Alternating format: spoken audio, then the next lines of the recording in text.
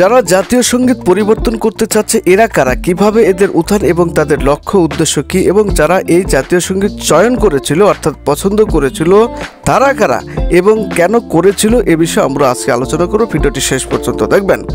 1971 সালে 25শে মার্চ রাতে যখন পাকিস্তানিরা আমাদের হামলা করলো, আমরা 9 মাস যুদ্ধ করেছিলাম। যুদ্ধের শেষের দিকে ভারত আমাদের সহযোগিতা না করলে স্বাধীন দেশ পেতাম না, বা যুদ্ধ আরও দীর্ঘায়িত হতো, স্বাধীন দেশ নাও হতে পারত। সুতরাং ভারত আমাদের সহযোগিতা করেছিল বলেই আমরা স্বাধীন দেশ পেয়েছে।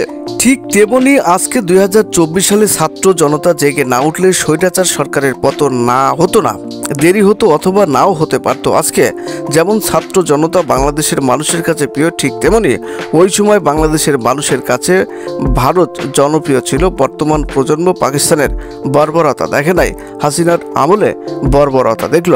স্বাধীনতার পরে ভারতকে ভালোবেসে রবীন্দ্রনাথের গানটিকে জাতীয় সঙ্গীত করেছিল শেখ মুজিবুর রহমান। আজকে ছাত্র জনতা ভারতকে ঘৃণা করে রবীন্দ্রনাথের গানটাকে বর্জন করতে চাচ্ছে। এই দোষটা কার? নিঃসন্দেহে ভারতের না, মোদী প্রশাসনের, হিন্দুত্ববাদী প্রশাসনের। ভারতের নয়, ভারতের সাধারণ মানুষের নয়। ভারতের হিন্দুত্ববাদী নয়, উগ্র হিন্দুত্ববাদী মোদী প্রশাসনের কিছু ওয়াকাটে লোক দায়ী।